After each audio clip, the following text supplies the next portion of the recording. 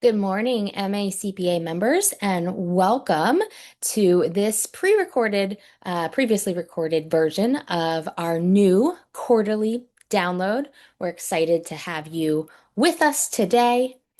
I, of course, am Rebekah Olson, CPA, CEO of the Maryland Association of CPAs, and I'm just delighted to be able to serve this great profession in Maryland that I love so much, and really excited this year because I don't know if you saw it, but back in February, we actually celebrated our 125th birthday as the MACPA, founded in 1901, when a small group of professionals came together to create what was the third CPA license in the country. So really excited about this new format and this new way of updating you all a little bit longer, and gives more room for some different segments and hear from different leaders and voices in our profession. So this is the welcome and our new agenda. We'll hear from our partners at Aon shortly. We're going to talk about what's new at MACPA, what's going on, because we are, of course, in the midst, or we were in the midst when we previously recorded this, of our General Assembly in Annapolis. Have a little bit of an update there. We'll also look at a hot topic, which is the regulatory role and purpose.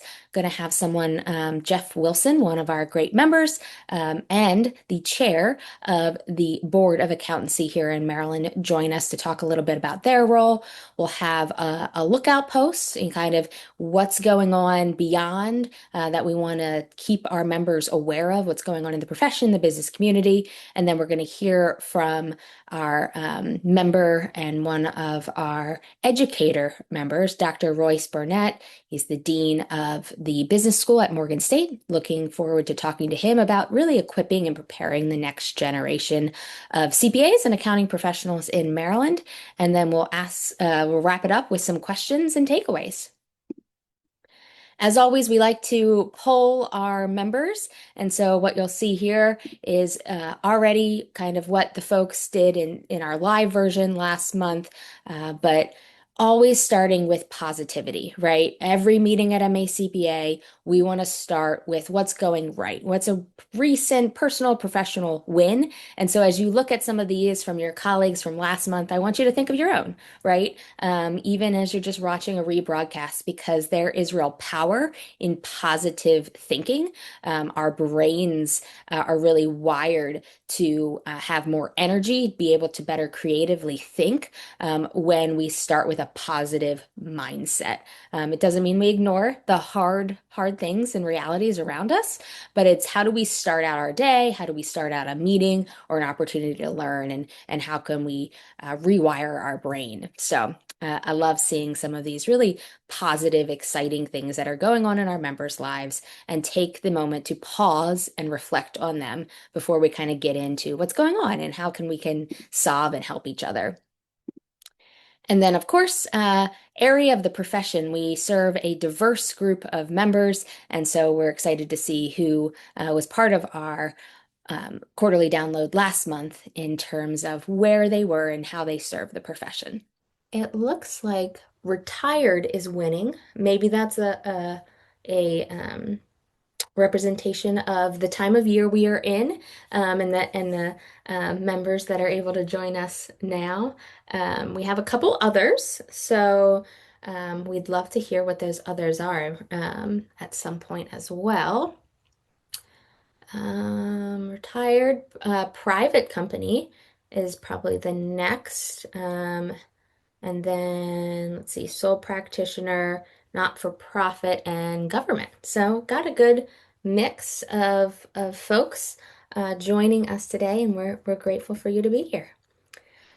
I thought I'd do a different type of poll. I think in the last year or two, we've been asking a similar question, but we've had, ones that you select from. And this time I thought, you know what, we have been giving you those predefined things that you had to select. So I want to hear from you all, if you had to think about what your top challenge is right now, something that you're facing, whether it's, just human capital or technology, budget, all of those things. I see these, and you'll notice that these are you can like up other people. So we're only going to see the top nine things here. But like up, if you something that you agree with is a challenge, press that little thumbs up button, and we'll get a prioritize list. And so this information is really helpful for MACPA to know, how can we best be helping you with whatever business challenge you are facing. And so it looks like technology and talent, whether it's AI or just updates in general, and then recruiting of talent is winning right now. And I see a couple other AIs. So if we added those up, I think AI would probably be winning. Don't worry if you don't see, yeah, I'm just showing the top nine in the presentation view, but we will get the whole listing. Of these. And so, very helpful for us as we plan, as we prioritize initiatives, so we make sure that we are serving you, our members, best. And it looks like it's slowed down a little bit, but AI definitely in the lead there. There's a lot of great podcasts that I've done and Bill has done most recently on AI, different aspects of it, whether it's technical or the regulatory side, the impact on the audit, or human capital. How do these things work together? How do we lead a diverse workforce that includes bots now, right? So check those out. The next question I wanted to ask, because I think it can be unique, and as MACPA, we want to be your professional home, of course, and for your area of the profession, your business, but also for your career, right? And so it might be different for different folks, but maybe in their business, AI or technology is the biggest challenge, but career-wise, maybe there's something else going on. So I wanted to also ask this question about your top career challenge. AI still there, which I understand, right? AI is certainly changing the way we do business, changing the skill sets we need to bring into an organization. So great, networking effectively. Okay, when to retire. Um, I've often thought that would be a good, not necessarily when to retire, but some resources around that, right? How do you stay involved? How do you stay engaged? I know sometimes it's kind of this end of this period of your life where you've done, you've gotten up at this time and you go this place, and how do we help our members transition well into retirement? So work-life balance, speed of change, time management, yes, all of these things. So this is really helpful. Thank you so much for participating. Right now, I'd like to invite up our colleague and friend, Robert Albertini from Aon. And Robert, you're going to share a little bit about what you're kind of seeing as the top risk profiles for Yeah, 2026. yeah, I hate to give like bad news to people, but but this is just, more information about, how to, better put better controls in your practice each day. So, yeah, so there's still it's still out there. So, top four, absolutely. I'm going to be doing that for you. Did, did you want me to go right now, Rebecca? Yeah, yeah, Okay. please, So I sure. don't know. I What are don't know those if top four? now's a good time. Okay, great. Yeah, now is great. All right. Well, good morning, everybody, and thank you for the opportunity to get in front of you also. I hope today's MACPA meeting is fruitful for you. As Rebecca mentioned, I'm Robert Albertini with Aon AICPA Insurance. We assist our partners, the MACPA, the AICPA members, with specialized coverages for CPAs, designed by CPAs. Professional liability, cyber, life insurance, disability. We have you all covered in that arena. Okay. Anything you run your business, we will be able to assist you in work and in life. So, but today, as Rebecca mentioned, I'm here to discuss some risk outlook and where we find some exposures for CPA firms.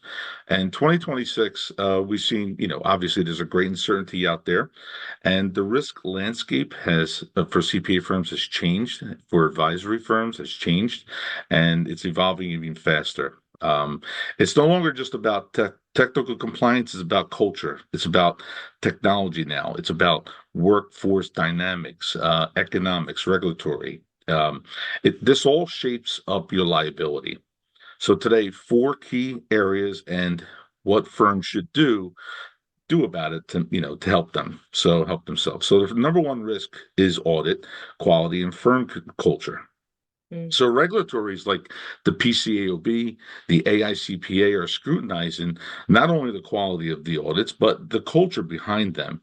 And it tolerates dabbling, uh, shortcuts, and put like a piecemeal approach to audit risk management. It creates a liability exposure for firms.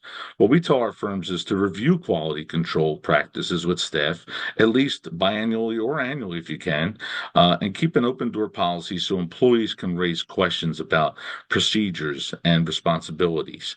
Number two, this is like still at the top, technology, obviously, but this is deep fake now.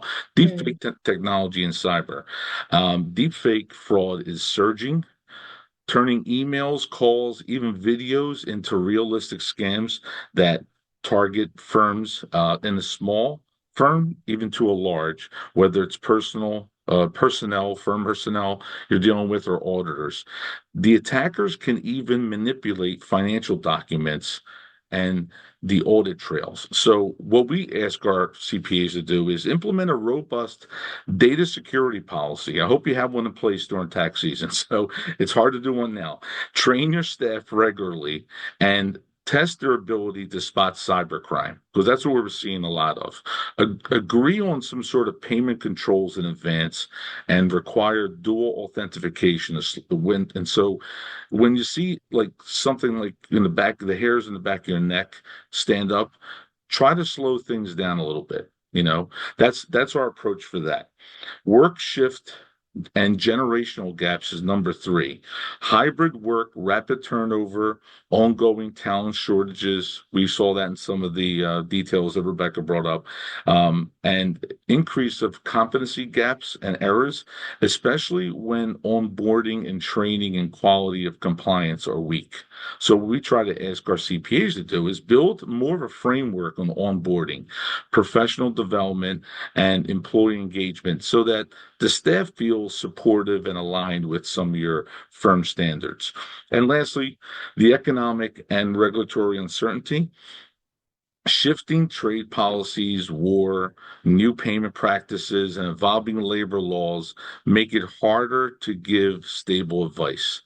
Economic volatility and client financial stress can also tend to increase personal or professional liability claims. So when clients lose money, you may hear this all the time, they sue the CPA. So what we ask firm leaders to do is to keep close track of conditions and regulate those changes at all levels and adjust the engagement and approach that proactively. Ultimately, liability risk is no longer just what firms do, it's about how they lead and adapt. And we try to see if we can help our firms in 2026 do better and position themselves for their reputation and increase their bottom line as it goes on. So thank you for your time today. I hope that was very helpful.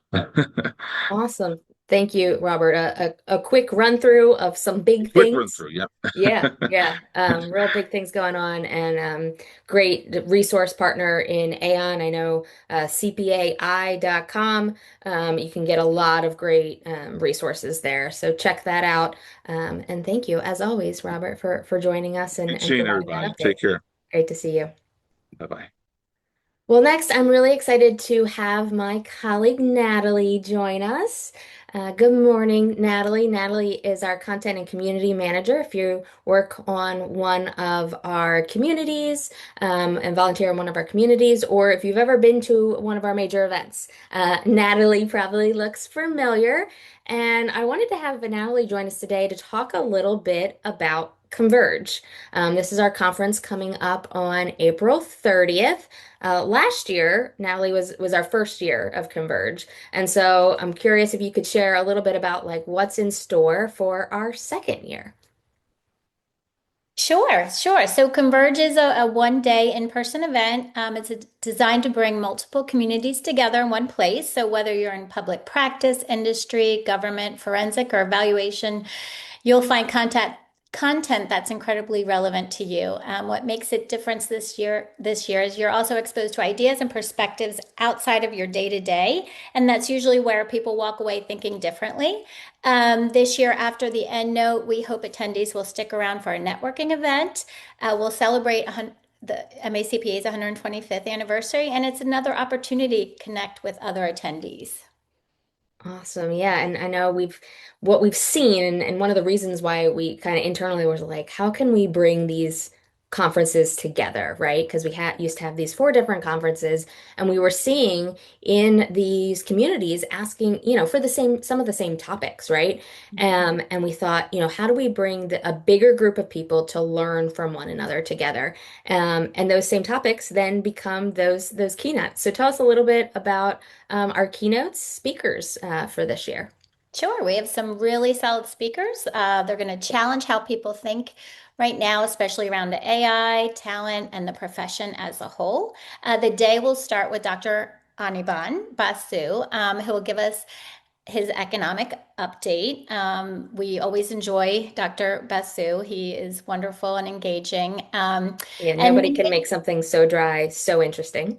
Like exactly. Dr. Pasuka, yes. Yeah, everyone asks for him back every year. And then midday, we are joined by Don Ream. He'll show us how to predict organizational growth through culture. He is a very engaging speaker, so we were very excited to secure him as well. And then we're going to close the day with Dr. Tim Natty, who is the VP of the Savannah Bananas. He'll help us realign our purpose, reignite our passion, and resupply our mission. If you know anything about the Savannah Bananas, or if you've heard Dr. Natty speak before, you know it's going to be an energetic session and force us all to think a little differently. Absolutely. Yeah, I'm just thinking about those, top three things. Economic, of course, always something that is driving our business and our society. And so being updated by someone like Dr. Pursue is so helpful, especially his Maryland kind of lens as well. And then that culture, right? We just heard Robert talk about that being one of those risk areas, right? How do we create great cultures that then create great quality for clients, both internal and external, right? If we're in more of a corporate role, and then ending with that energy of Dr. Tim Natty. Bill and I both have had the chance of doing a podcast with him. I think you're going to hear a little bit more from Bill about him in a little bit, but wow, I haven't met him in person, and yet I have been energized by just talking to him. I don't think I've met a CPA with so much energy before, so really excited to have him join us as well. And as I mentioned, Converge put together these four different MACPA communities, right? But one of the things I really like about it is while we have those tracks for some of those specific, maybe more technical contents, you're not like locked into that track. And so if there's something that really grabs your attention, whether you're, attending the government contractor, focus, but then you see something, in the forensic valuation you want to go learn about, you have that ability, right, Natalie? So how should people think about as they shape their day? Yeah, this was intentional. You can move between sessions depending on your need. We have, technical information in there, leadership, AI, whatever you feel is most relevant to you, you can go into that session.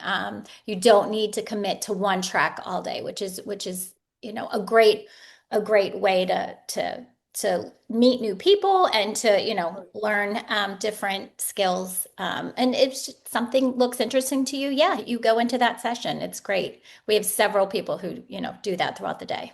Yeah, really just gives you a lot more options and broaden that perspective, right? Some of that, when you just stay in your lane, right? Almost we need to kind of jump a little bit and share different things because it's that cognitive dissonance, like I haven't really learned or had this perspective on AI. So let me go think about that and how does that then apply back to what I do? So really excited about Converge. But of course, it's not just us. It's not Natalie in a room trying to figure out what we have at these conferences. It's a community of volunteers.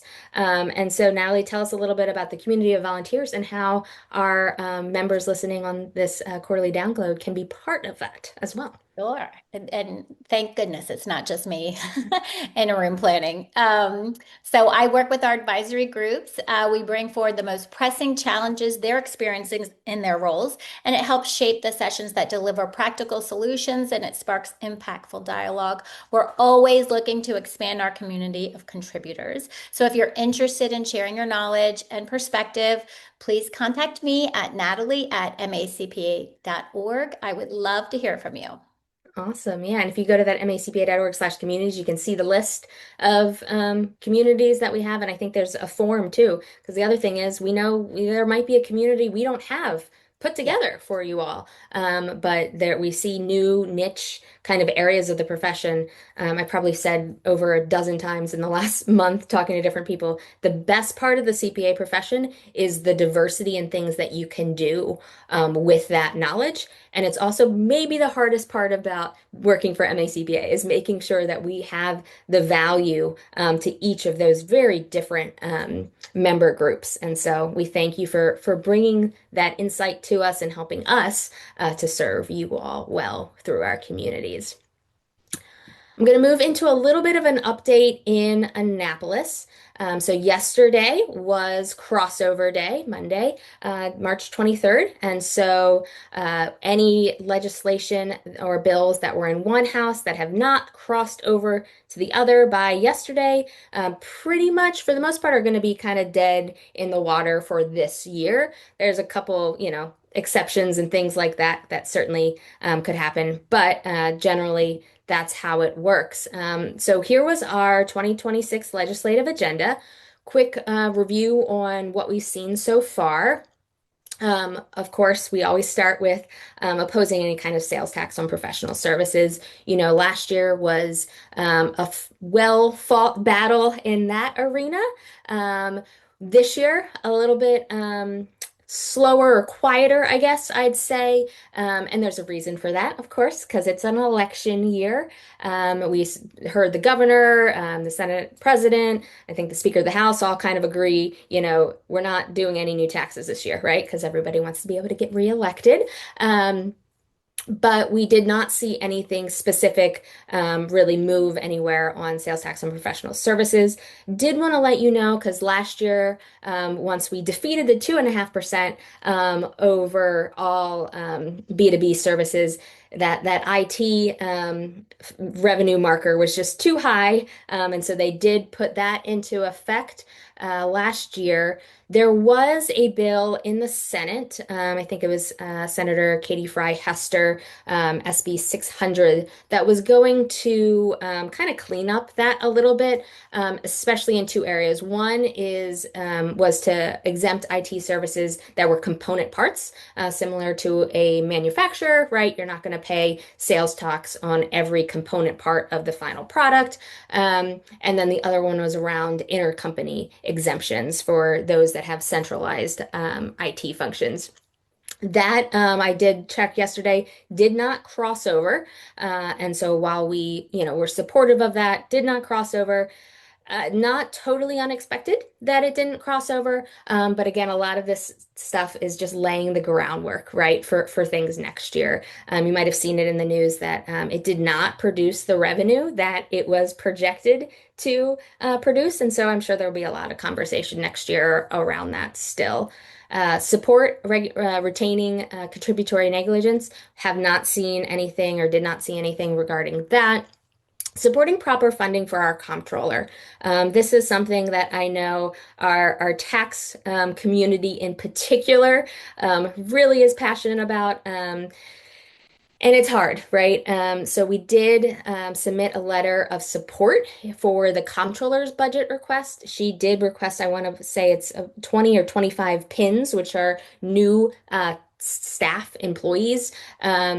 Really staffing, especially for the taxpayer service and the legal division. Um, I'm not sure where that is. That budget is still kind of in the works. That's one of those things that can get massaged in rooms that we don't have access to, but hoping that we see that go through and really the comptroller to be a little bit more supportive, especially as we know this summer, I think they are rolling out the next phase of the Maryland Tax Connect. And then our last is the CPA pathways. So a little bit of an update where we are on that.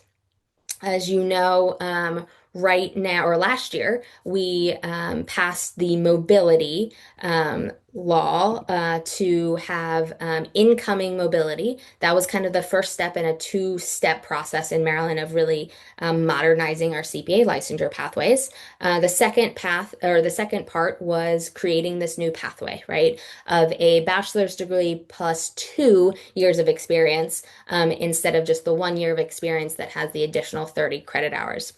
I was in Annapolis in February twice, both on the House side and the Senate side, to testify on these bills. Happy to say that there was no opposition and that it passed through committee with no problem. And so our House bill is the one that is advancing. It passed through committee and is now did crossover. So it is, you can see that first reading in the opposite chamber. So we're making progress. Our hope is that we see this continue to make progress, get signed into law, and then it has, as written now, has an effective date of October of 2026. And so that is a great, I think, segue to our first hot topic. Uh, the that legislation that I was mentioning of the new pathway that was done in collaboration and with the support of the Board of Accountancy. And the Board of Accountancy plays a really important role in our profession, right, in our ecosystem, because this regulatory oversight and in service to the public is really what makes us a profession and not just simply an industry, right? Is that regulatory oversight. And so I am delighted to be joined by our chair of our Maryland Board of Accountancy, my friend Jeff Wilson. Jeff is the principal of W2 Group. He's also the managing director of Family Law Forensic Accountants and the founder of Govy Rates. So I'm not sure when he sleeps, but I'm grateful for his support and leadership in our profession. And so, Jeff, I just want to say welcome to our first ever quarterly download. Oh, I made it to the first. This Thanks. is the first. You're the Thanks, guinea Rebecca. I pig. appreciate it. There we go. And how I stay awake, it's all about Duncan. That's how you do it. Oh, Jeff runs Thank on you. Duncan. Okay, Yeah, good there to you know. go. Good to know. Yes. Yes. Thanks. Awesome. Well, Thanks for I'm having me. I appreciate I'm it. so excited to have you here, and I'm so excited for you to be in this role as chair of our Board of Accountancy because you bring such a wealth of experience and passion for this profession. And you've been an active member of it, right? You've been an active volunteer both at MACPA and the AICPA, and now chairing the state board. And so this role is probably a lot different than your other volunteer Yeah. roles. And so I'm curious, kind of the peek behind the curtain, see like what has surprised you the most in this new role on the state board? I thought about that. I think one of the things that really surprised me when you think about the state board is one, it was a lot of work, but the A second lot of one stuff goes is, on. yeah, there's a lot of stuff going on, but it's very surprising that it's a lot of advocacy, right? Mm, I really thought the job was like you're just top cop in, accounting. You're just here to, when people break the rules, etc. But there's a lot of advocacy that goes on in a regulatory fashion about really being pro CPA as the profession and really helping set, how the profession needs to regulate, how we kind of need to operate, and thinking about, I think a lot, my job is really to think a lot about the future mm, CPAs and what are they going to kind of, practice at. And so that was one of the more surprising thing that I think a lot about, okay, what's the next generation going to be wanting and thinking, from this standpoint. So it's a lot more advocacy than you might think. That's fantastic to know too, because I think sometimes we don't always equate um, government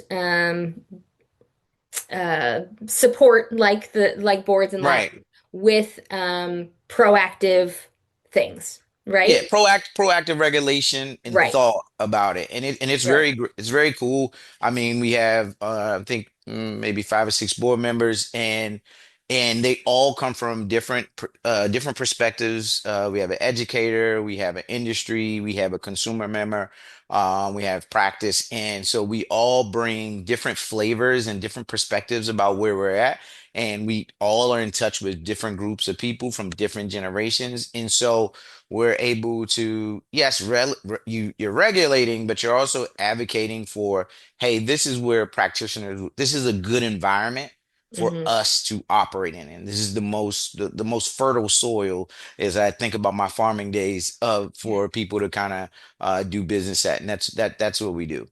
Yeah, to have a group of people, colleagues, right? Yes. CPAs that are passionate, willing to volunteer time to think about and to make sure our state licensure and regulatory system is set up in a way to create a fantastic license environment in the Environment. state of Yeah. Maryland. Yeah, Absolutely, it's yeah. awesome. And it's a Yeah, great board. And like you said, we have one consumer member. So just one person's on a CPA, and he's yeah, great, Mr. Harris. And we have a just a great board, the way it's set up. The Miss Saka, who's from education, the other Jeff Lawson, yes. The other who's day. industry. Yeah, the other Jeff. Yeah, yeah. Yeah. He's the guy, he's the guy handing out the don't do bad stuff now. And as well as Miss Gray and Miss Pratt. So we have a great team.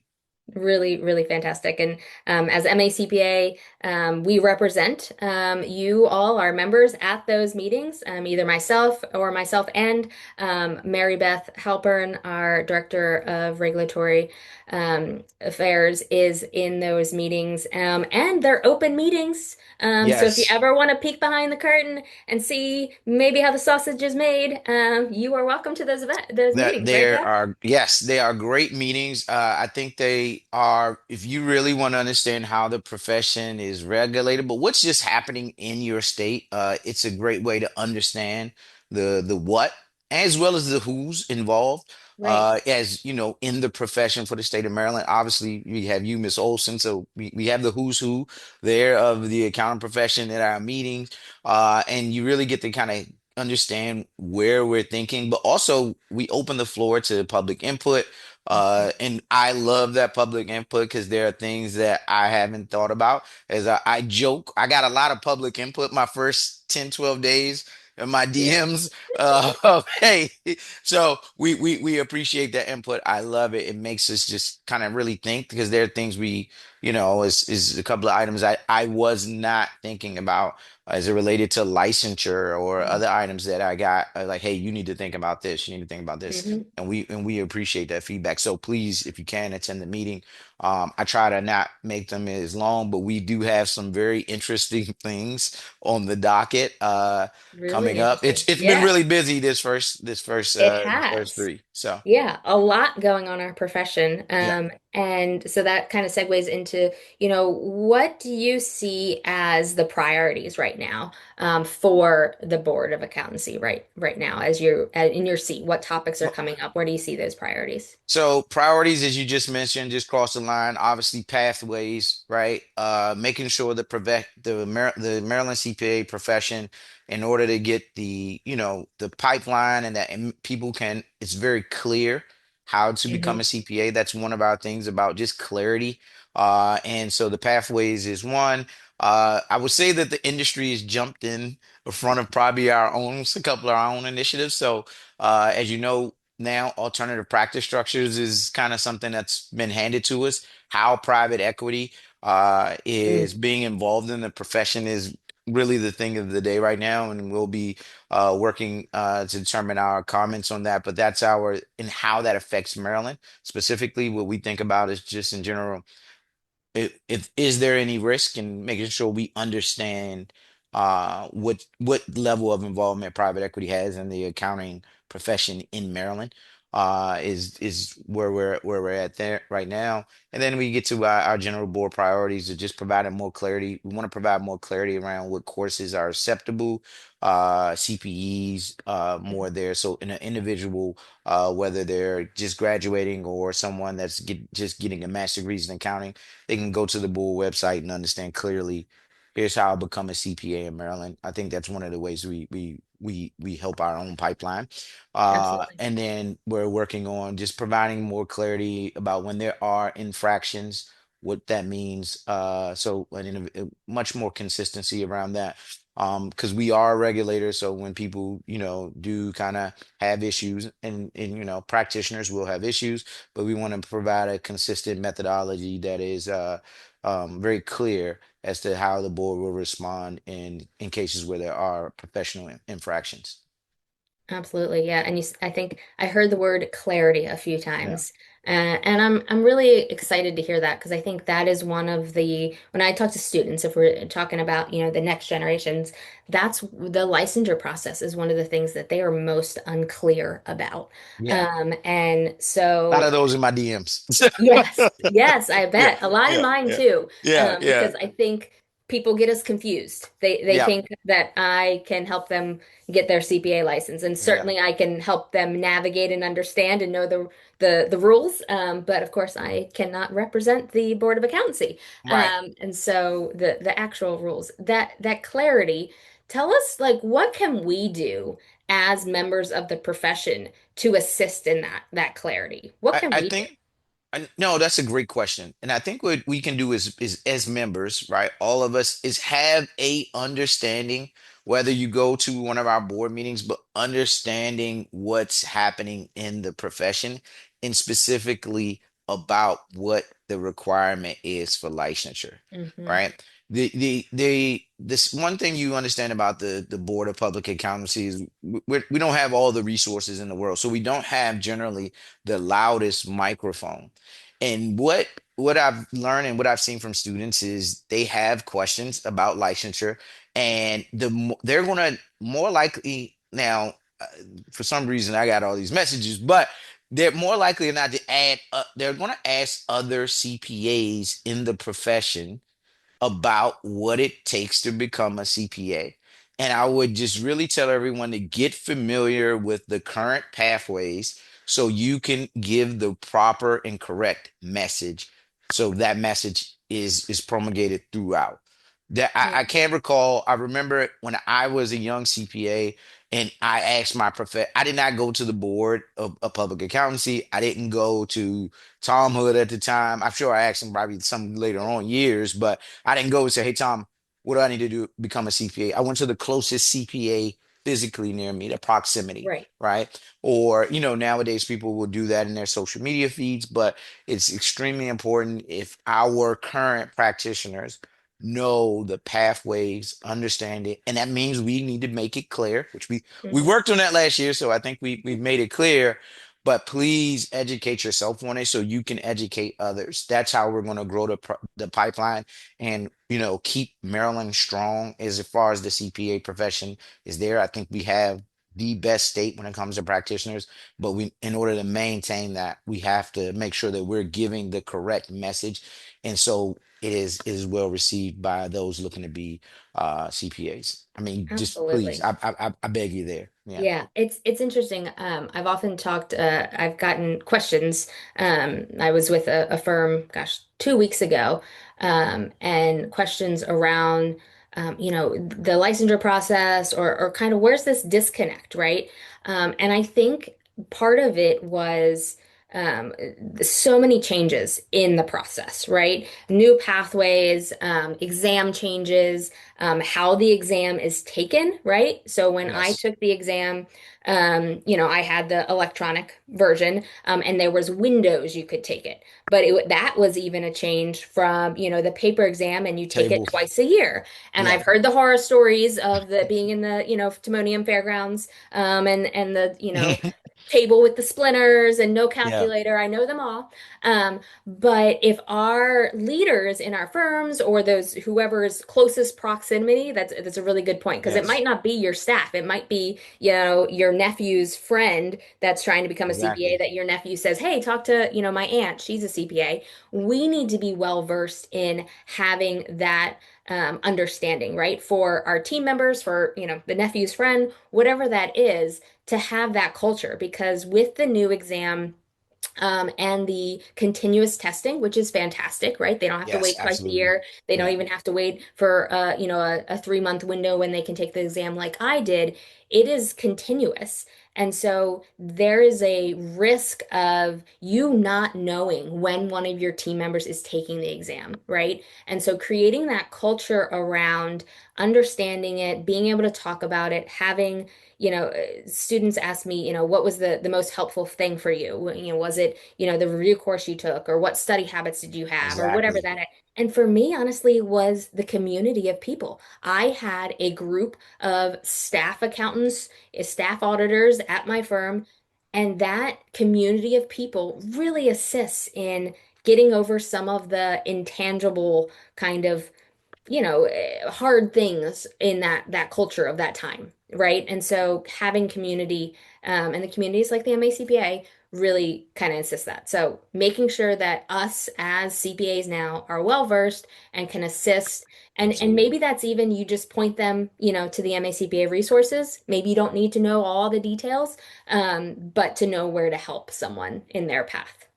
Absolutely. Or who knows, right? Or Who knows, someone right? like another CPA and say it's like you said, it's going to be definitely proximity and it's also inherent on us as practitioners, our community. I think our community is strong, but this is what makes Maryland CPA strong is our community.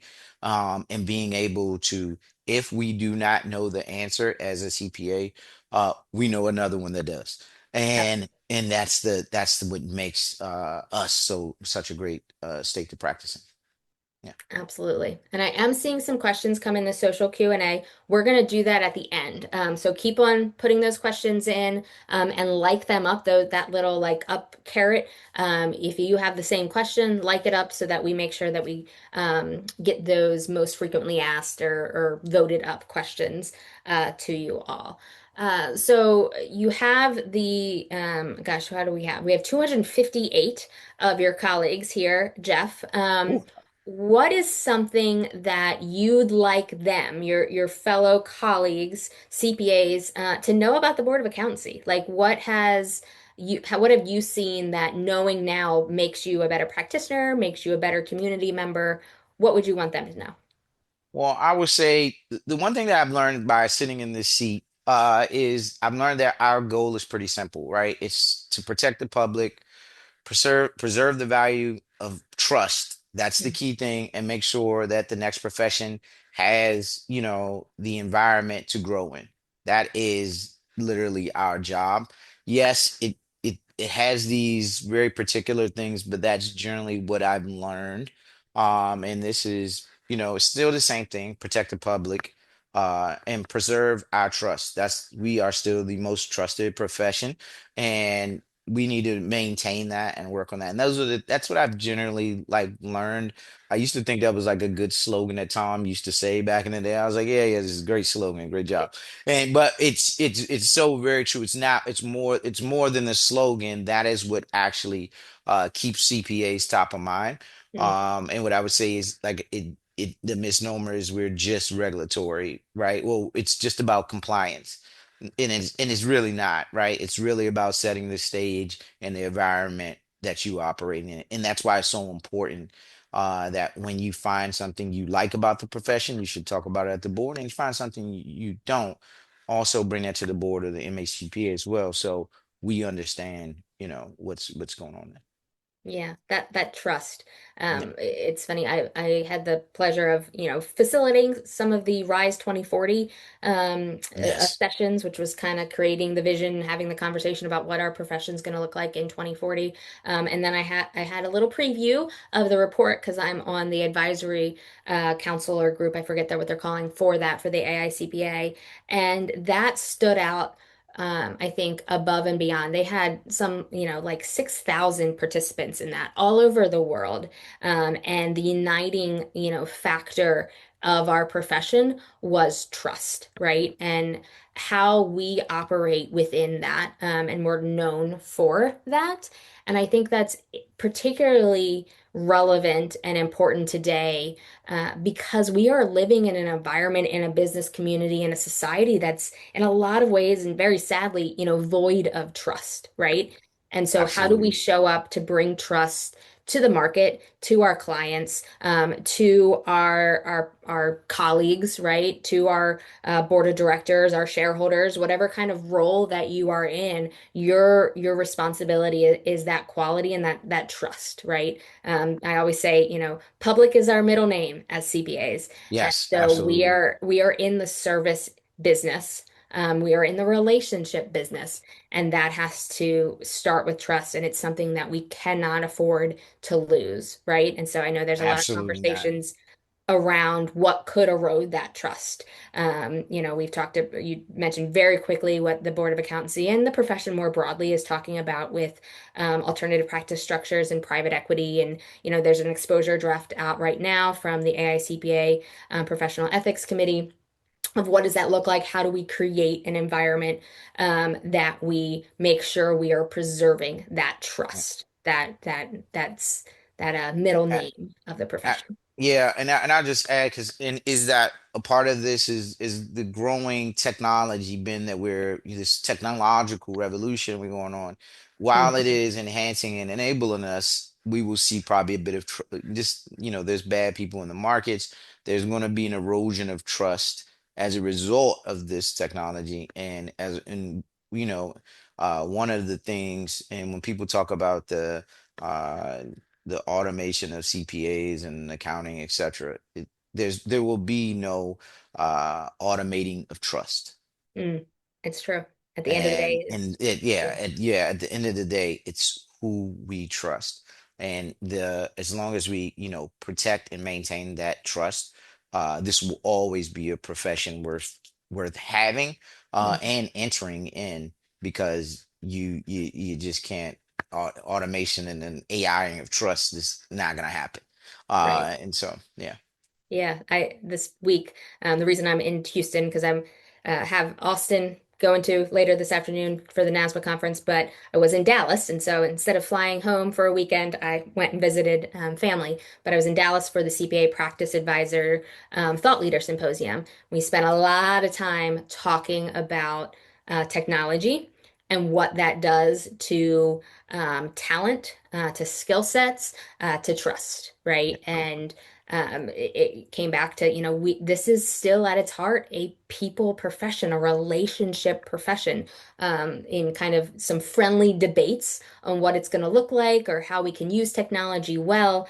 There was the conversation around, like doctors, right? There's a whole lot of technology research kind of things that I want my doctor to be using, right, in their diagnosis. But I definitely don't want to hear from a bot about, my cancer You diagnosis or still something like you that. s- you still That want to go see bedside your manner. doctor.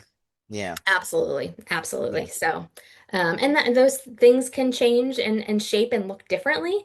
But absolutely that relationship part of who we are, as a profession, and what Humans. we represent is Yeah. key. Well, Jeff, thank you so very much for joining us to hear Thank a you. little bit about, what that role looks like at the state board. And thank you for representing our profession, for serving our profession in this completely volunteer role, right? That you have to spend a lot of time on, I know. Yeah. Um, Yes. but we are so grateful for that, your service. So thank you, Jeff, so much. Thank you. Thank you for having me. I appreciate it. We are going to transition, and I'm going to bring up my colleague, Bill Sheridan, MACPA's Chief Communications Officer, for a little bit of what we're calling the lookout post, right? So I know we have some fantastic content resources for you all, whether that's the MACPA statement or the blog, the Future Proof podcast, or the new Beyond the Bottom Line podcast. Bill's going to share a little bit about what he's seeing, and who he's been talking to. So take it away, Bill. Thanks, Rebecca. There's been some interesting stuff lately that I've been putting out there. I wanted to share a couple of things, some pieces of content that kind of speak to some of the trends that we've been paying attention to around the profession. The first is from our podcast, Future Proof, available as they say wherever you get your podcast. We've been paying close attention recently to the folks that regulate the profession, and really with good reason. Regulation, one of the three hard trends that we've been talking about here at the MACPA for years that are impacting the profession, those being technology, talent, and as I said, regulation. So we've been paying extra attention to some of the things that the regulators have been doing these days. You already heard from Jeff Wilson from Maryland State Board. I had the pleasure of interviewing Jeff for the podcast as well. So if you want to do a little bit deeper dive into some of the things that Jeff was talking about, that's on the podcast as well. But I also had the privilege recently of interviewing Christina Ho, who just recently resigned as a member of the PCAOB. Christina had spent the past 4.5 years with the PCAOB. She's been a champion of using AI and advanced analytics in audit oversight. So, and she's been very, very outspoken, often as the board's kind of lone dissenter on some issues. And in doing all of that, she's really kind of carved out a reputation as being both a thoughtful technologist and a common sense regulator. And she was really gracious enough to sit down with me before she left the job to share her thoughts on the state of audit today and what the audit of the future might look like, especially in light of advances in technology. I've got a short clip here from our conversation. So here's a quick clip of what Christina had to say. I believe that when it comes to material matters on the reliability of the financial statements, audit quality has genuinely improved. Mm-hmm. I mean, you can look at that based on the data of restatement metrics. I think what people still, and also the fact that we haven't had any Enron, WorldCom, that kind of situation since, over 20 years ago. So, that is a sign. Yeah. And I know we have other failure, but that's not at the same scale and also the same root cause, I believe. Right. And again, the financial market is just, the whole ecosystem is complex. There's so many things that affects the actual financial statements and the company, how they operate and things like that. But I think one blind spot people have is that people believe compliance equaled audit quality. Mm-hmm. The way that PCAOB define audit quality is compliance with the PCAOB standards. I would say compliance, that doesn't necessarily equal audit quality, because the audit standards are written like a process, because it's still, under the old paradigm. Our standard has not been really modernized into the digital audit standard yet. And we haven't even started doing anything like that. So it's still about process. You have 10 steps you need to do. And if you didn't do one, you get a finding and, you get deficiency rate or whatever, and you didn't comply. Well, that doesn't necessarily mean that the audit opinion has any issue, that cannot be relied upon. So I think that that is something that I find what regulators try to focus on. And then also sometimes when people look at things simply, they will say, oh, you didn't comply. Well, compliance doesn't necessarily mean audit quality, especially when our standards have not been modernized to a point that's really relevant in today's digital environment. Yeah, so kind of interesting thoughts there. I'm not sure what happened to the video. I kind of disappeared on my screen anyway, but I could still hear what she was saying. Hopefully you caught the gist of all that as well. But But great thoughts there from Christina on the future of audit and the role that technology plays and all that and how we should think about it going forward. You can hear the entire conversation at macpa.org/podcast. That's also where you'll find the entire archive of past episodes as well. I also, just to take a couple of quick moments here, I wanted to point you toward an article that we recently posted in the statement. Now, as you might be aware, the statement is now an entirely digital publication, and we're publishing statement content as it happens, and we'll be sending you links to new articles as they appear each month. But this article features a conversation that I had with Tim Natty. We mentioned Tim earlier. Natalie mentioned Tim, who's going to be keynoting our MACPA Converge event in April. Tim's Vice President of Finance for the Savannah Bananas, who have, I mean, if you've been paying attention to what they've been doing, they've just exploded in popularity over the past couple of years. They're really kind of turning baseball on its head, and sometimes literally, and really upping the entertainment value of the game. But what you don't see is what's going on behind the scenes, right? With that popularity comes just a ton of pressure, constant travel, nonstop shows, young employees. It's really kind of a very young team, the Bananas, thrown into really intense roles and a pace that can burn out, even the most passionate performers. And according to Tim, what kind of keeps it all working is the purpose behind the work. And the next slide, Rebekah, has a quote from Tim about the team's purpose, which I think is pretty pretty relevant. But yeah, he says we've tapped into something broader than baseball. It's about how fans want to experience sports today. Across many leagues, fans have come to feel disconnected. Sports has become overly commercialized and distant, and we tore down those walls, right? Our players are accessible. They interact with fans on social media. And it reminds people why they fell in love with sports in the first place, which I think is great. And all of that trickles down to every single Bananas employee as well. It's not just the players on the field, but every employee kind of embraces that as well. That clarity of purpose is what helps this team navigate all the emotional demands of performing in front of thousands of people at night after night. And when burnout happens, and it does at the Bananas, just like in any job, Tim says that it's the culture that has to be the first line of defense. And we're talking about things like honesty, empathy, flexibility, leaders who actually notice when their people are hurting.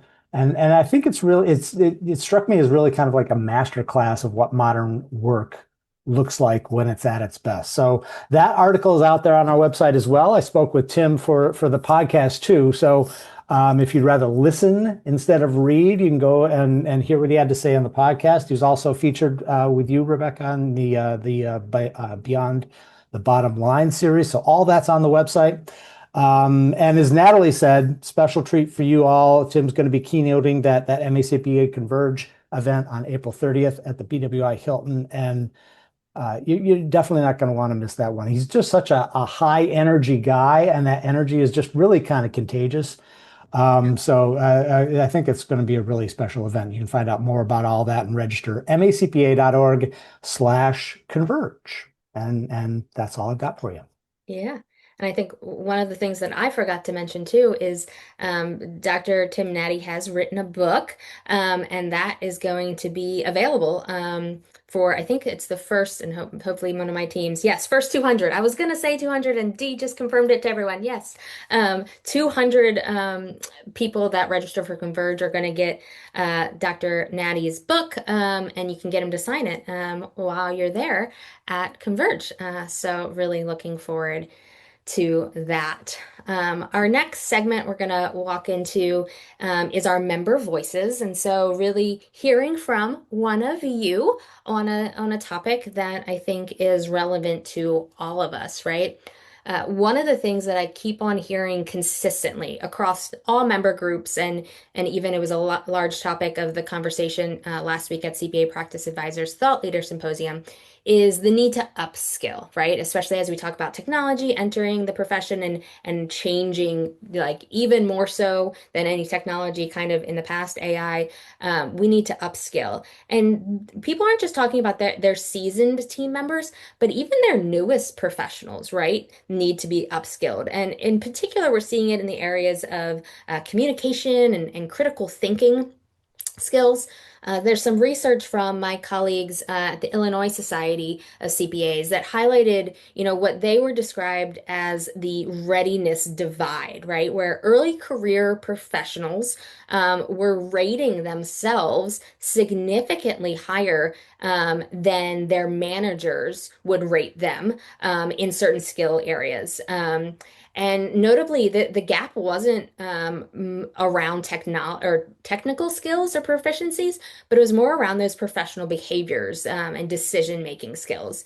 And so last month, the AICPA announced their Profession Ready initiative. I wrote a blog post on LinkedIn about it. But this is a multi-year competency project.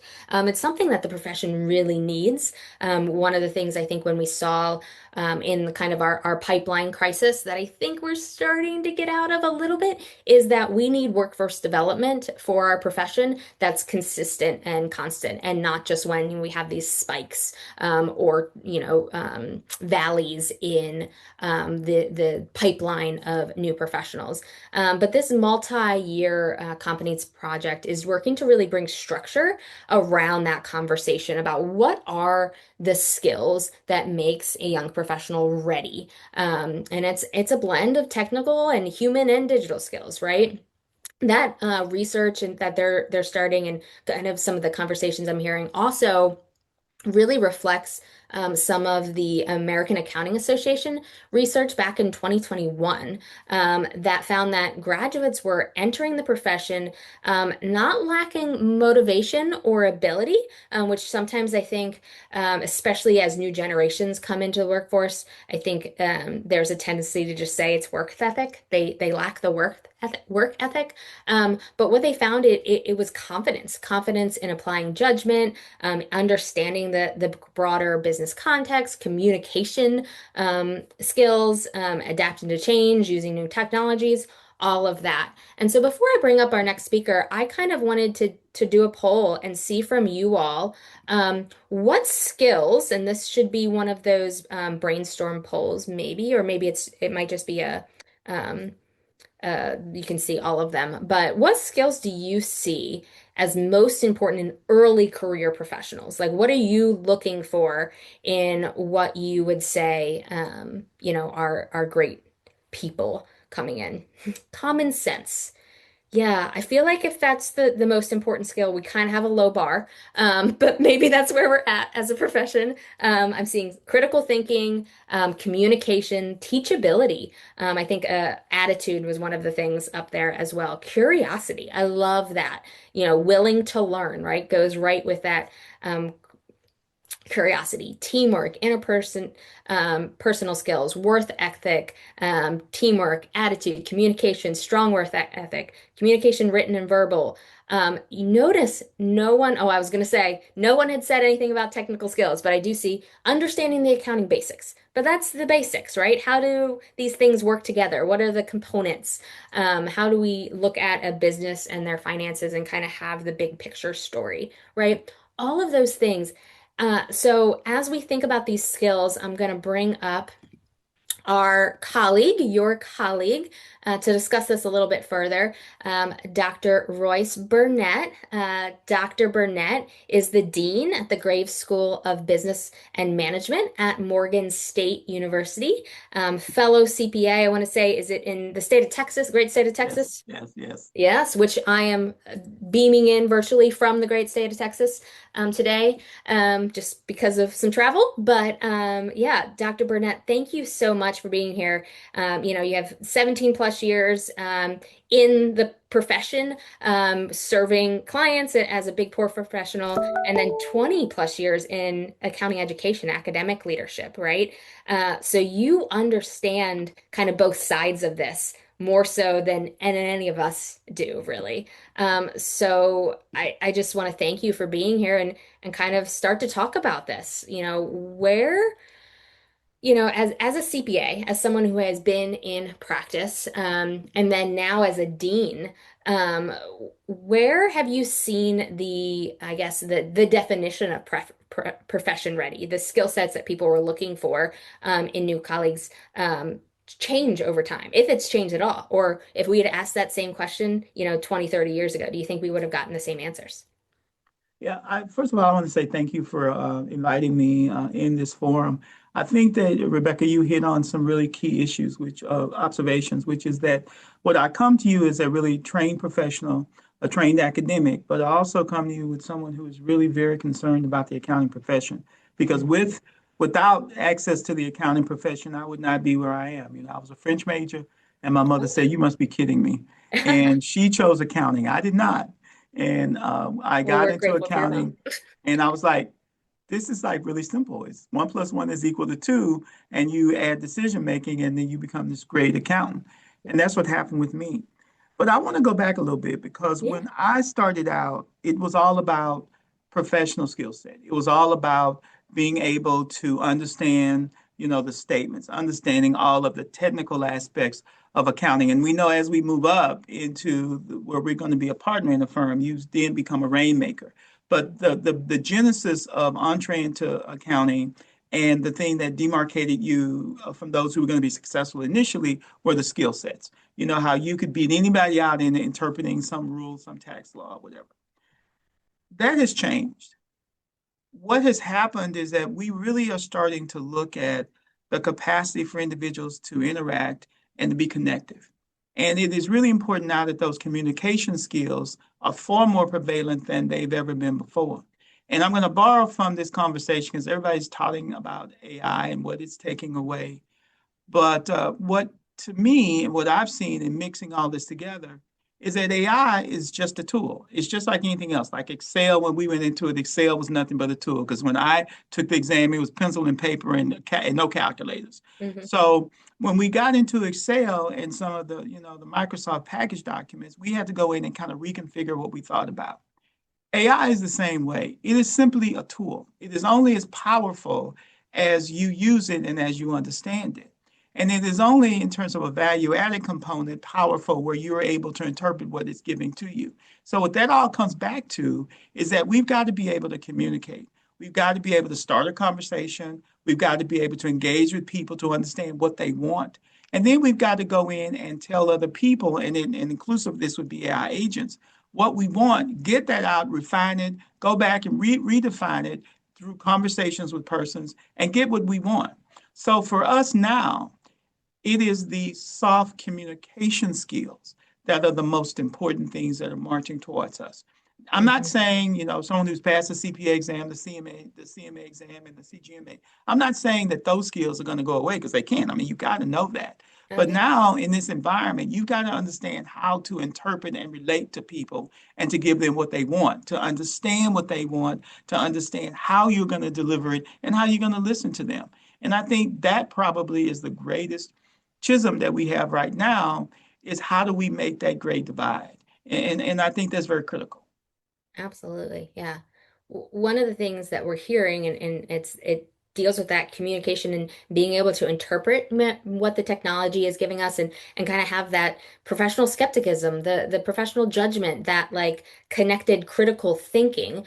And so I'm curious from your vantage point, because I hear this as a skill set people are looking for a lot. Are we asking for that professional judgment, that being able to connect the dots earlier than we're actually able to equip them to really develop it? Because I remember very specifically being told by my partner, my first year, like, oh, don't worry, I don't expect you to know anything yet, right? I had that learning on the job, year or two, right, of time. Are we asking too much of students? Are we equipping them correctly? What can we do to kind of change and close that gap? I think I'm going to give you a multifaceted response. Yeah. First of all, no, we're not asking for it too early because the first year experience is gone.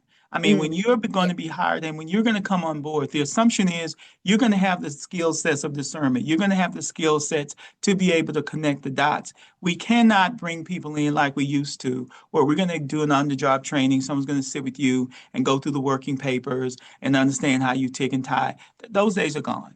Okay, because again, some of the stuff has been removed by offshoring where they've taken that away.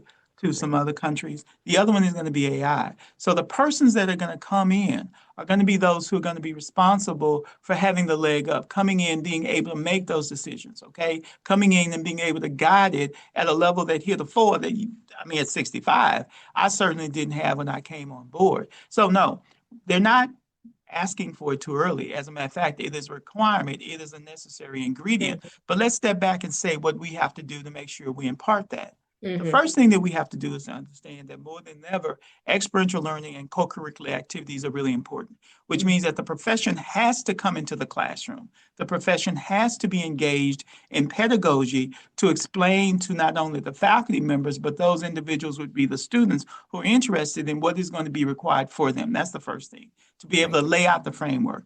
Then they've got to become engaged. We've got to allow, from an academic perspective, to allow the profession to come in and help us guide our students through that.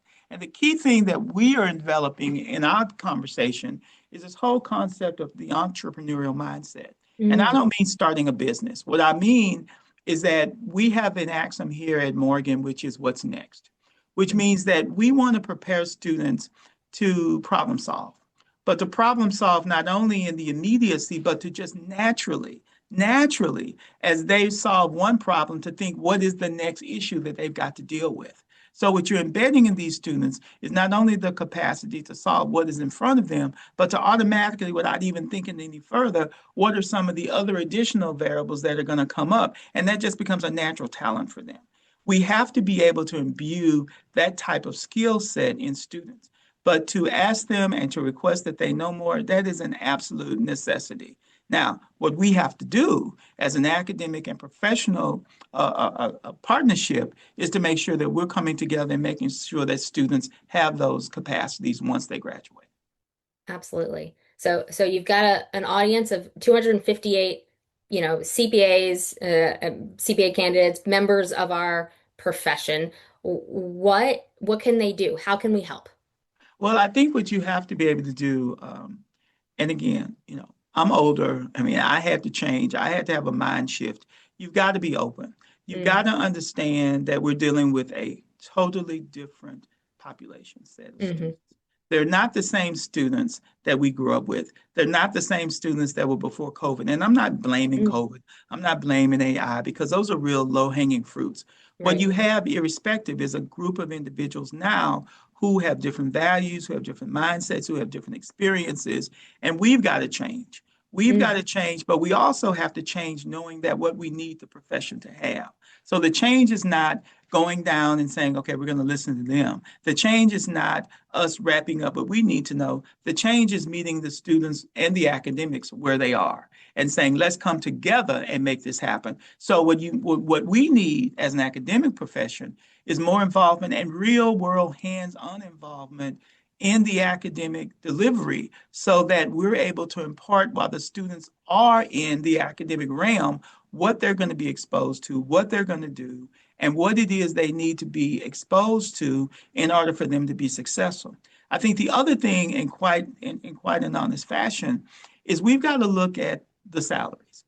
We've got to say to ourselves that we're competing with the best and the brightest. No longer were you, okay, if I'm an accountant and I'm a CPA, the world is good and people are going to run to us. No, they may go into data analytics and be a marketing analyst, where they're doing all of this great involved activity and they're being paid for that. I think we have to understand that the old model that we had, which is I'm not demeaning it, because I lived it for 45 years, that we're the best and the greatest, which we are, but we've got to understand that we're in competition now. And, we can't build it and assume that they're going to come. I think that's really important. I think the third thing is that we truly have to be role models.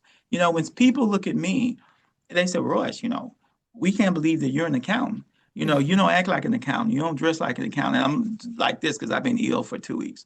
But anyway, but they say to me, Royce, you don't look like an accountant. You don't act like an accountant. You don't think like an accountant. Oh, but let me tell you something. I have a hidden treasure. I am an accountant. and I Yes. understand numbers and I understand business, but I can relate to you in such a fashion that all of that is removed and you want to work with me. You enjoy Mhm. talking to me. I can go down to your level. We can talk. But then I can tell you, the intricate details that you need to be aware of from an accounting perspective. But I can do that because I have the skills of communication. I understand where you're coming from. But the bottom line is I'm a good accountant. I understand accounting. Okay. But I also have invested my time in understanding the profession. And that's what we're going to need from the profession is coming back and explaining to the students what their roles are and engaging in them to understand that while you're the best and the brightest, which we surely are, you've got to be able to communicate to people so that they feel good working with you. Absolutely. It's funny, part of the conversation I mentioned earlier that I was at a thought leader symposium last week in Dallas, and there was a conversation about are we attracting the right students? Do we have the brand of the CPA, of the accounting profession that attracts the students with these different skill sets naturally, right? Is it a skill set that we can teach easily? And things like that. It was an interesting conversation. I don't know, have you seen the students that are choosing or going into accounting, finance majors, the same kind of students that we saw 20, 30 years ago? Or are you seeing a different kind of type of student, someone with a different type of interest kind of approaching that? I'm just curious. I think that you have a different student population. Okay. Before I go into accounting and finance, I'm going to say you have a different student Just population that overall. has so many Mm. opportunities available to them. Right. There's so many things that they can do that the choice that they have is phenomenal. I Hmm. think and can I be very honest? Because Please. again, I am first and foremost an accountant. I am first and foremost a CPA. I would not be standing or sitting in front of you if I had not passed the exam, if I Right. had not had experience in public accounting, if I had not worked for the Fortune 500, if I had not had my own accounting practice. I understand and appreciate and value being a CPA. So that's the first statement. Yeah. The other statement is that I think we are doing ourselves a disservice because we have to understand that we are working in a different environment right now. And for Hmm. us to attract the students, we have to make them understand what accounting is all about. It is not debits and credits, and the accounting has changed. It's no Oh, yeah. longer, if you go and look at the big four and all the other firms or whatever, it's not, when I grew up, it was auditing, tax, and consulting. Hmm. That's not the case anymore. You have people that are being hired in Big Four. They're doing all kind of stuff that is not tangibly associated with accounting, but it's under the account. Well, in a normal context, but it is associated with accounting when we look at the business spectrum. So I think we have to make sure that we're defining who we are. I think that the best and the brightest students are attracted. The accounting students are always, particularly here at Morgan and all the institutions, this is my fifth academic institution. Accounting and finance have always attracted the top students. They've Hmm. always attracted the students who are going to be well recognized. That's without a doubt. But I think what we need to do is to go beyond that and to attract those students who also may not understand uh, what accounting is about, but they may even understand what business is about. But if we attract them and make them understand, then I think we have a segue to improve our overall landscape. But I'm really, if I can be just a little bit aggressive, I'm really turning it to the profession and Hmm. saying that we've got to change, that we have to not meet these students the way they are, because it's very important for us to maintain our standards, but we have to recognize that there is a whole new world order. Absolutely. Yeah. And my best students are in accounting and finance. Now I will tell you that, and always, there was always a battle between accounting and finance, okay? Yeah. And, when I was working on my PhD and I was taking classes in finance, I hated it because I had no idea what they were doing, okay? I wanted the debit and the credit or reporting because I was managerial.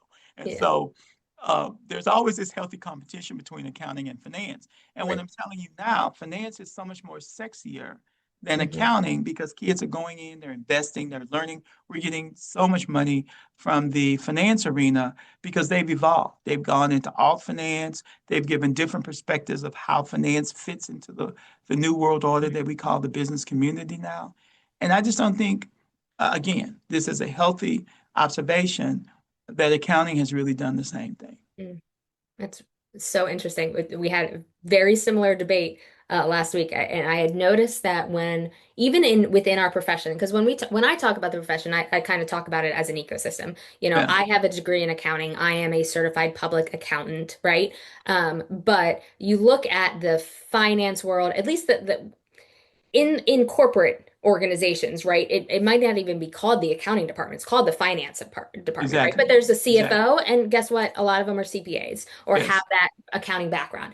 And so when I talk about it, I talk about it more broadly. But I had noticed that even within the profession, even people that have those three letters behind their name, when they talk about finance, they talk about it in a sexier way. Mhm. When they talk about accounting, it's like we're moving from the historic, like really useless kind of we have to do this report compliance to proactive advice but these things are the same, right? We have Yeah. this continuum of to be our best, to serve our client, to serve our corporation, our shareholders, to serve the public. You need that full picture, right? We can look at predicting and projecting out, financial results because we have some historical data and trends, right? All of these things work together. And so, how we talk about the profession within the profession and in the public matters, I think, to that branding And see, concept. I think the other thing that's lost here, and this is what I tell my students all the time, all that finance does, all that marketing does, all that management does, they cannot do it without Without accounting. They can't. All of these wonderful things that all finance is doing and all these derivatives and all these great things that finance is talking about, you know what they're doing? They're taking our accounting numbers, the numbers we created. They're taking how the FASB says we should measure and evaluate resources and define income. They're taking that and making our decisions. So without us, they can't do what they do. And see, I think that's the thing that's lost is that Mm. our stuff is just as sexy, but Yes. it's not maybe outwardly. You know, as we sit there and we Right. pontificate, now is 1 + 1 equal to 2? And how do we report that? Mm. Because what we really want to do is to show the results of operations. And we want to be clear, we want to be concise, we make sure that it's representative. We want to do all those things in our conceptual framework. But how we do that, really, then we turn it over to these individuals that are going to use what we have created to do what they want to do. So we are at the forefront of all of this. Yeah. And I think that is what we need to really implore that people really understand, well, not implore, that we really need to make sure people understand is that without us, you couldn't do what you do. So then the question becomes, Rebecca and my other colleagues on this call, is how do we do that? I mean, I Right. can do it. I mean, you know, I can make numbers sing, I mean, I did it. And I understood how I may be talking to someone who's a funeral director, I mean, all they're doing is, funeral homes. But at the end of the day, I can turn their decision making into an accounting question before they even know it. Right. And then they look at me as like, wow, this guy's great. This is wonderful. And then I bring in, a student who I may have worked with and said, okay, this is how you do it. Like, wow, I didn't really know accounting did that. Those are Mm. the kinds of things that we've got to be able to grapple with. Okay. Absolutely. I'm going to move us into our Q&A because I have seen a lot of questions come in, but feel free to vote up some. I think, Jeff, are you still here as well? In case we have a question, I have seen a couple. Jeff is here. We have Bill. We have Dr. Burnett. So, Jeff, the top rated question is for you, and I think it comes along with the second one, and maybe another one. There was something last fall around that came out from the Board of Accountancy regarding the CPE audit process and how you report CPE. And I know you're nodding your head because I know it caused a lot of fear or like, how do we do this? So folks are wanting to confirm that nothing has changed in the renewal process, at least yet, right? For reporting of CPE in their renewal. Right. What I would say first, Dr. Barnett, that was a great, thank you, informational seg there. I mean, very, very informational. That was gold, verbal gold. So thank Verbal you goal. for your contribution to the profession and in what you do. So yeah, so when you talk about CPE compliance, I'm shaking my head, but I'm also going to highlight what's happening in general, because there's just some things about reporting that's happening in general Mm, when it comes to CPE compliance. And first of it is that you're going to see overall in a lot of states, uh, CPE compliance and reporting is generally been done manually mm, and with tighter budgets, meaning generally practitioners submit their support, and then there's random audits that occur based on if you file late or etc. And then you submit these documents and they get verified. NASBA, which doesn't get talked about as much, is kind of like a part of I would say a part of the framework of the profession for everyone here. You have the state, they're not a regulator, but you have the State Board of Public Accountancy where I am. You have the MACPA, and then you got the NASBA. And so they're helping and assisting the state boards with collecting the CPE compliance, meaning, having one system, so it's a lot easier to audit that. That has not taken into effect as of yet. So the question is, nothing's going to change. I'm only saying this to say you should probably get ready. mm. We have not, I have not been a part of, well, let me say, we have not had that particular conversation at the state board for 2026. As I mentioned, there are a couple of A lot of new stuff going on. professional, the Yeah. profession jumped in front of probably that for you. And so, but it's coming, right? I can't give a time or date, but there's going to be more probably NASBA probably assisting and helping all states as they're working through now, or states are going to do their own, where it's going to be a digital kind of CPE compliance. When we get those compliance form, your documents for those audits, it takes a lot of time to audit. It's a separate person you got to keep on staff just to do that. And it becomes a tedious thing. And even when we're reviewing for compliance issues there. So I think overall, you're going to see not only the state of Maryland, overall NASBA. I've been on the AICPA board on PEEP there where compliance gets reported. You're going to see us all, the regulators, the states, and the associations kind of try to have a one place kind of area where we all can remit and review. So it will that is coming. I will at least say that is the attempt by the profession to have it Yeah, all digital for verification absolutely. purposes. Yeah. And you're And going what, to see more about CPEs and the types, the nano yeah, or non. You're going to see there. So there's going to be some things around CPEs that I think are going to probably be secondary in the second half of the year, and that's overall in the profession, because that's also one of the AICPA items that was out there. So, yeah.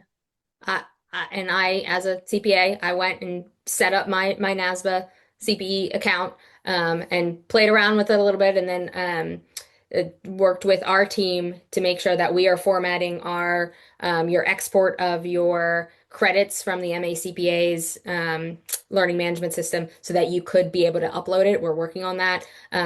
I think right now, if you are chosen for an audit, you are dealing with some like uploading and with NASBA. But for most people, hopefully not the audit sample, right? yeah. Not everybody's being chosen for an audit. So the current way you can continue that. But I would, as Jeff's saying, kind of get familiar with that, and we'll try and keep you up to date too from the MACPA. A couple other questions I saw come in. One, are you saying that new applicants for the CPA license no longer need the extra 30 credits to sit for the exam? So a little bit of a two-part question there, because the technical answer is yes. In Maryland right now, and this happened several years ago, they can sit for the exam at the bachelor's degree with the certain courses, the accounting courses. That has been in existence. What we are working right now on that pathway that I talked about in Annapolis is for them to actually be licensed without the 150, because they, instead of the extra 30 credit hours, they have an additional year of experience. So that is not in place yet. The sit for the exam is in place. The become licensed, we're hoping will be in place if everything goes well in Annapolis in October timeframe. There's probably 35 other states right now that are somewhere in this process. Either they currently allow this pathway that we are working on, or they have passed legislation and it's not implemented yet. Example, California has passed the legislation, but it's not implemented or effective date until 2027. So there's a lot of resources that we can point you to if you have questions. But yes, that is the answer there. We had some really great conversations, and I know we are 1 minute over on time. So I can look through these questions and maybe jot some answers to them in the conferences IO. But I want to thank both Jeff and Dr. Burnett and Bill for joining us and Natalie and talking and at this very first MACPA download. We'd love your feedback on this new format and engaging event. And so we look forward to seeing you at the next event, hopefully in person at Converge. And we will see you next time. Thank you so much for joining us.